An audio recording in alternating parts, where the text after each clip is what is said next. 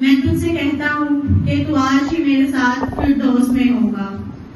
خداوند یسوع مسیح کے 7 صلیبی کلمات میں سے دوسرا کلمہ نجات کا کلمہ ہے۔ یہ نجات کا کلمہ ڈاکو کی درخواست کا جواب ہے۔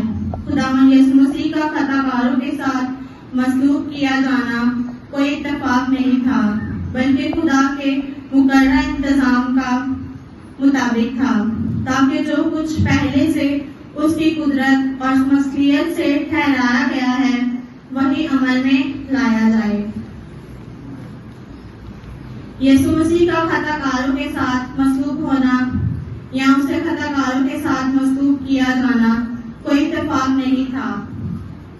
اس کا خطا کاروں کے ساتھ مصلوب ہونا ضروری تھا، کیونکہ وہ تمام بنے ہوئے انسان کے گناہوں کی خاطر صلیب پر مصلوب ہو رہا تھا، اگرچہ اس کی اپنی ذاتی اقدس گناہ سے مبرہ اور پاک تھی۔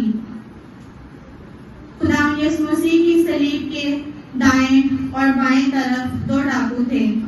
ایک ڈاکو مسیح پر ایمان کی نظر ڈالتا ہے، اس کے ذہن کی تاریکی اس آفتاب صداقت کی کرنوں سے دور ہوتی جاتی ہے اور وہ اس کے بے گناہ ہونے کا اقرار کرتا ہے، لیکن دوسرا ڈاکو مسیح کا انکار کرتا ہے اور ہجوم اور سارے لوگوں کے ساتھ مل کر مسیح پر لعن طعن کرتا ہے۔ یاد رہے کہ دونوں ڈاکو مسیح کے قریب تھے۔ صلیب پر 6 گھنٹے کے دوران ظہور پذیر ہونے والے واقعات سے دونوں ڈاکو آگاہ تھے اور دونوں ہی انتہائی اذیت کا شکار تھے۔ دونوں قریب المرگ تھے اور دونوں کو گناہوں سے نجات حاصل کرنے کی ضرورت تھی، لیکن ایک ڈاکو اپنے ہی گناہوں میں مر گیا، مگر دوسرے ڈاکو نے مسیح کو قبول کیا اور اس کی معافی بخش قدرت پر ایمان رکھتے ہوئے اس سے رحم کی التجا کی اور فردوس میں پہنچ گیا۔ صلیب پر ڈاکو کا نجات حاصل کرنا مسیح کے بے بیان فضل کا آئینہ دار ہے۔ ہمارا خدا فضل کا خدا ہے اور نجات صرف اس کے بے انتہا فضل سے ہے، نہ کہ ہمارے اعمال سے، کیونکہ تم کو ایمان کے وسیلہ سے ہی نجات ملی ہے اور یہ تمہاری طرف سے نہیں، خدا کی بخشش ہے۔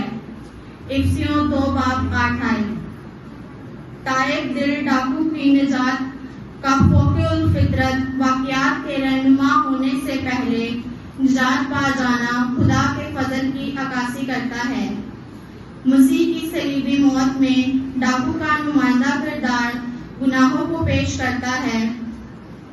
بعض لوگوں کا خیال ہے کہ مسیح سے درخواست کرنے والا ڈاکو شریف تھا، لیکن یہ درست نہیں، کیونکہ دونوں ڈاکوؤں کی فطرت اور حالات میں ذرا بھی فرق نہ تھا۔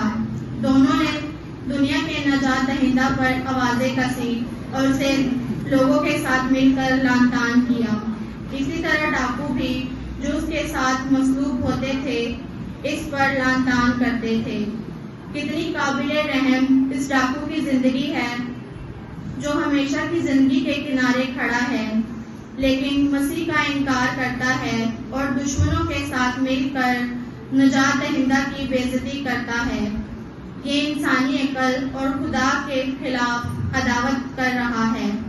خدا کرے ہم بھی اس ڈاکو کی طرح یسوع کے ساتھ رہنے کی اس سے درخواست کریں اور اپنے گناہوں کا اقرار کریں، اور ہمیں ماننا پڑے گا کہ ہم گناہ گار ہیں۔